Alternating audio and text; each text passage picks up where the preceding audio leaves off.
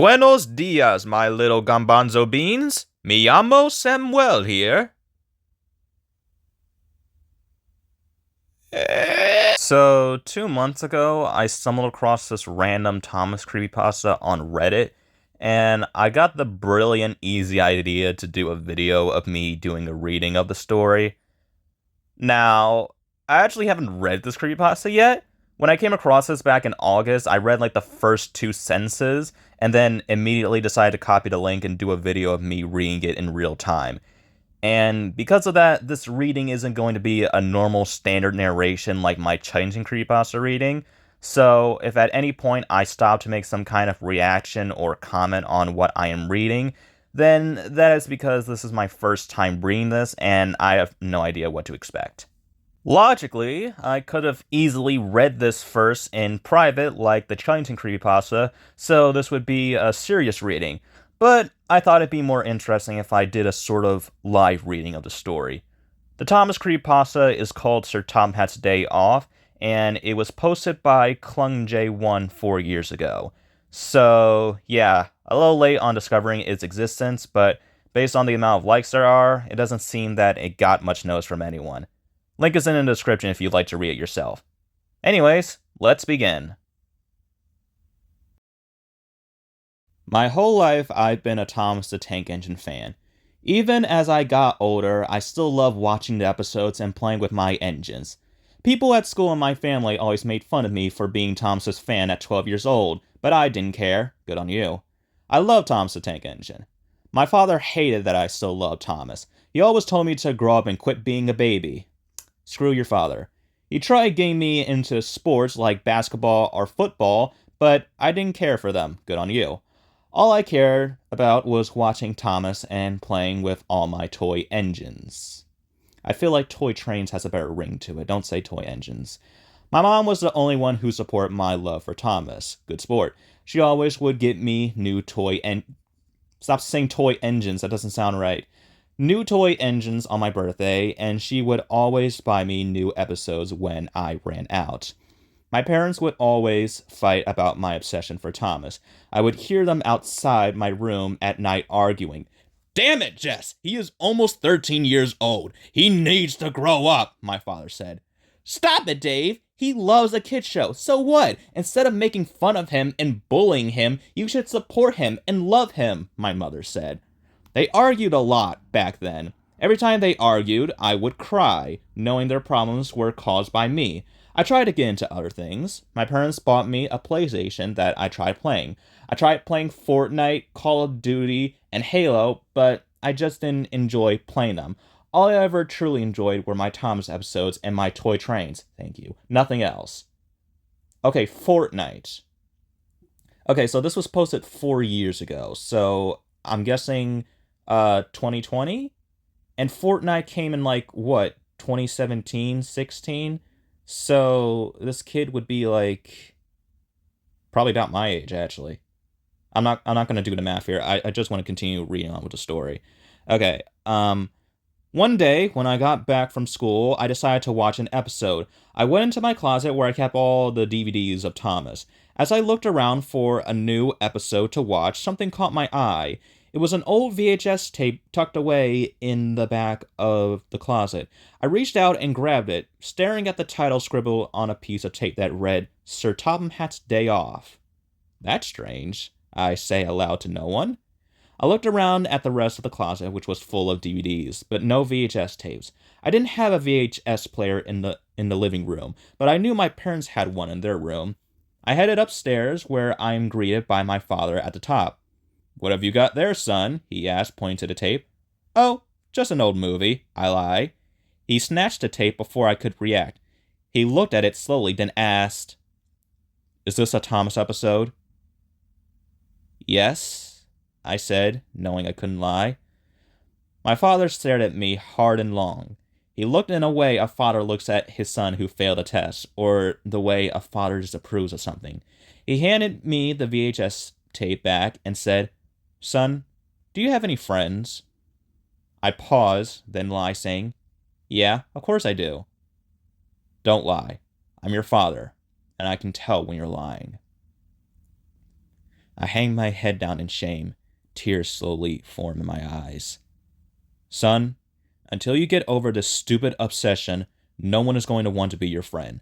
I just want you to be happy, son. That's all, he said. Crying now, I can barely get out. Oh, okay. He handed me the tape and walked downstairs slowly. I cried for a good minute on top of the stairs. I wish my father was proud of me, but I knew all he saw in me was a big baby, a failure of a son. Damn. After I wipe the tears away and head into my parents' room, this will be my final episode, I think to myself. My parents have a big room with white walls painted with flowers, with the carpet a silky golden color, and their bed is huge with red covers. The real prize, though, is the flat-screen TV. It was a newer model that stretched almost the whole length of the wall. I spot the VHS tape player under the TV. I walked over to it and put the tape in. I grabbed the remote, which is sitting on the desk drawer near the bed, and turned the TV on. The screen is white before the movie starts to play. The episode started out with no theme song or narration, just Sir Topham Hatt sitting in his office writing in a journal. He wrote for a good 5 minutes before he put the pen down and looked outside the window to his office. The trains were busy as usual, carrying loads of coal or picking up passengers from the station. Sir Topham Hatt just stared at them, silently with a frown on his face. He then walked over to his desk and began to write again. The video then cut to Thomas at Knapford Station, waiting to pick up passengers. Thomas has this weird look on his face. His face is scrunched up in an almost painful way, and his eyes are a dark red now instead of black. You mean his pupils. He picked up the passengers, then started to drive.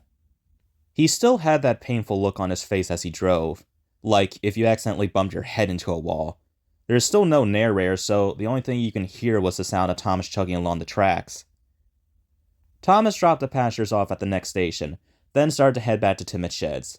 For those that aren't acquainted with Thomas the Tank Engine, that's where he and the other trains lived and slept.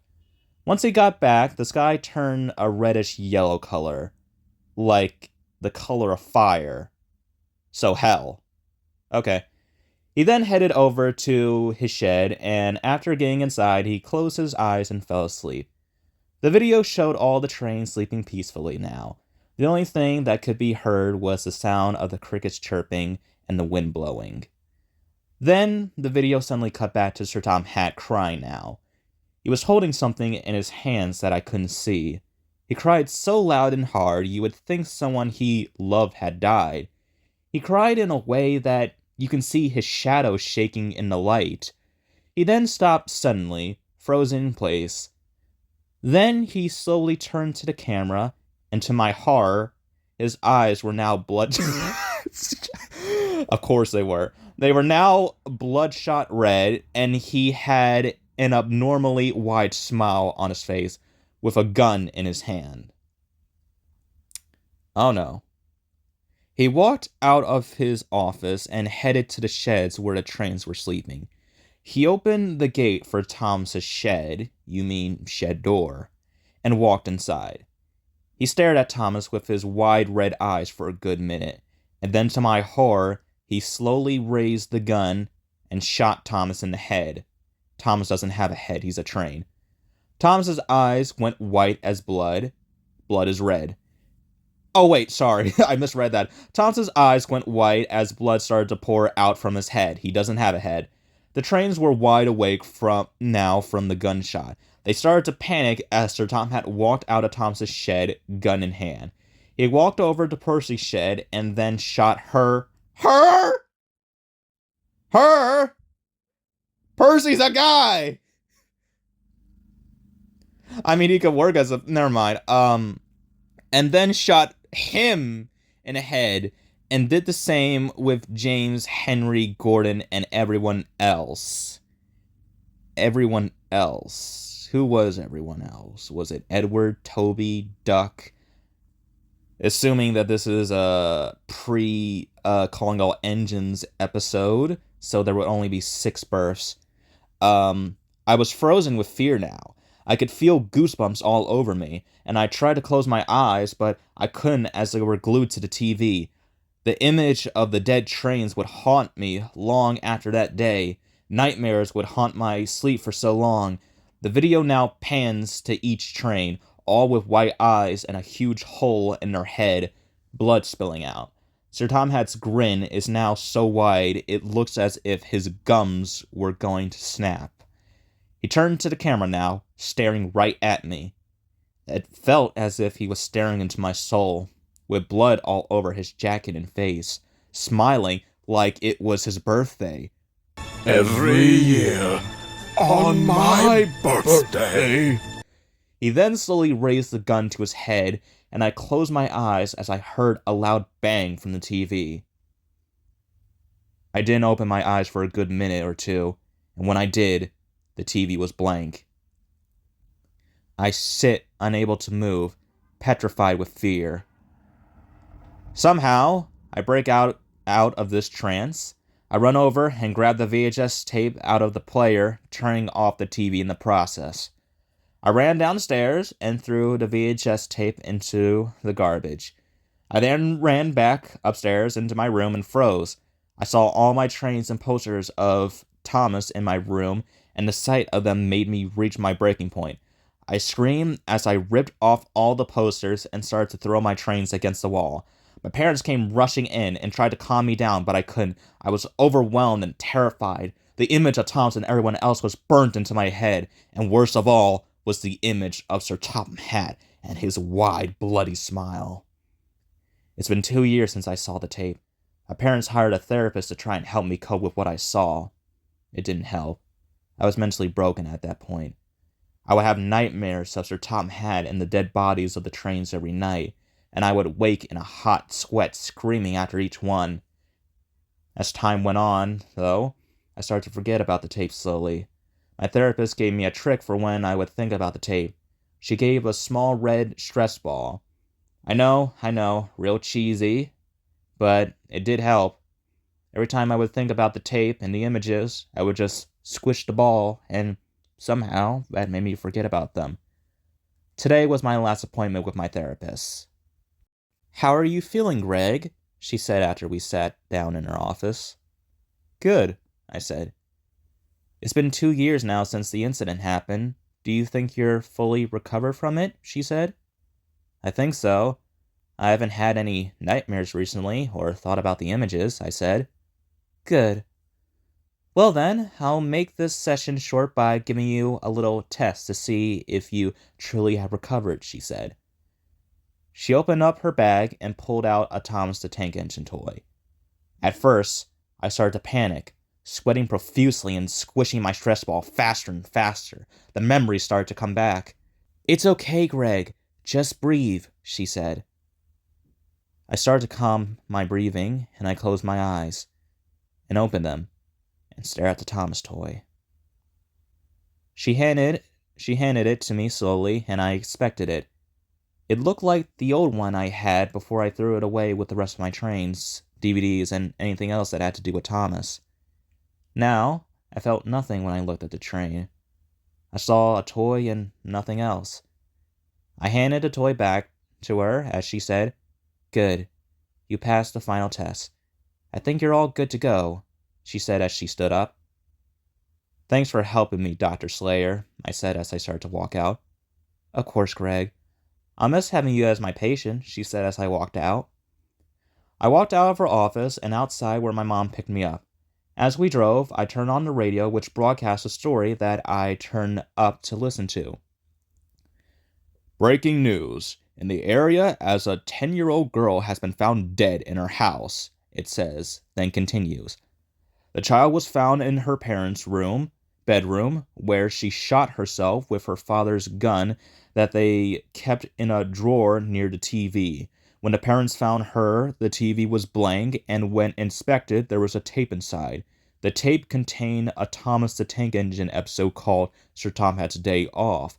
Local authorities have declared the death a suicide, and..." My mom then quickly shut off the radio, then turned and said, "Honey, are you okay?"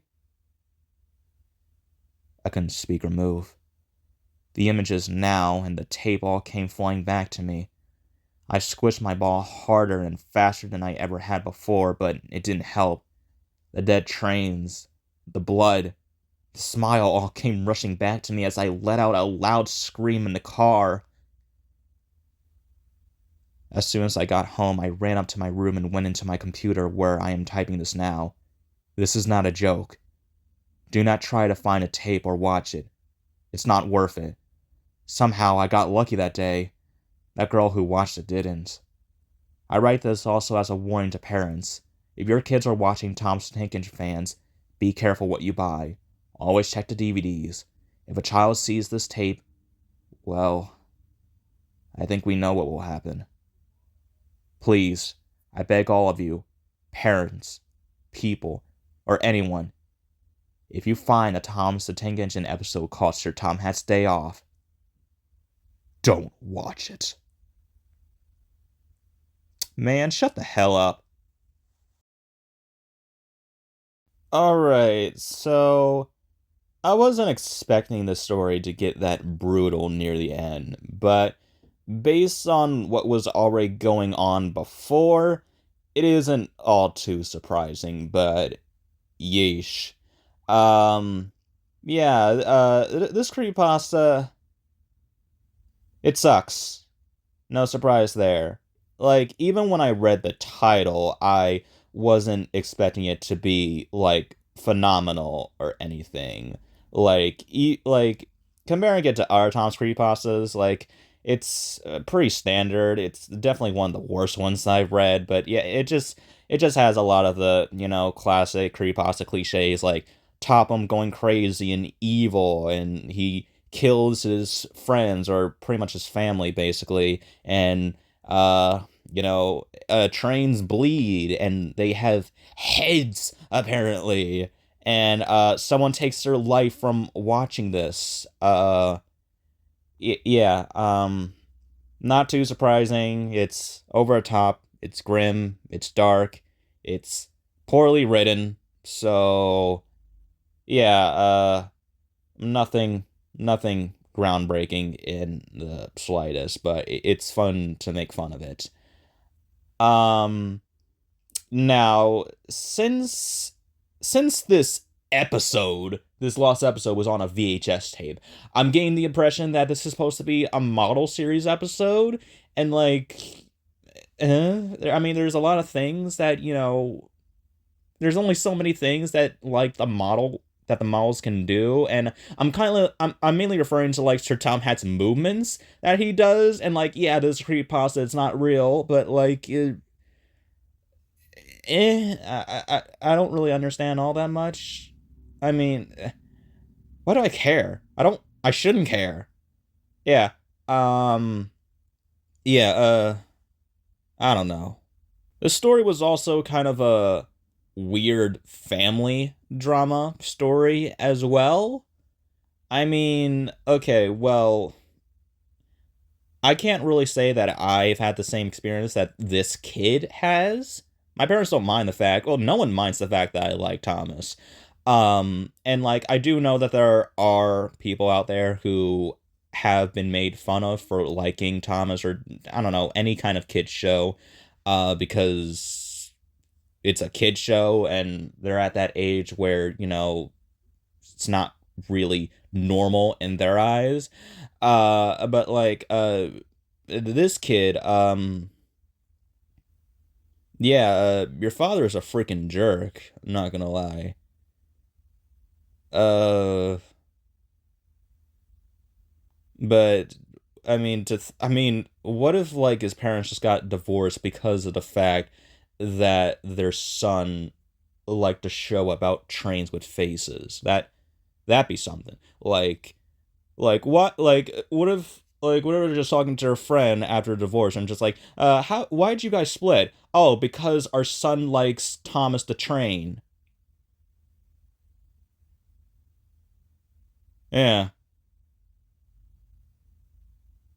Video's over, I'm done.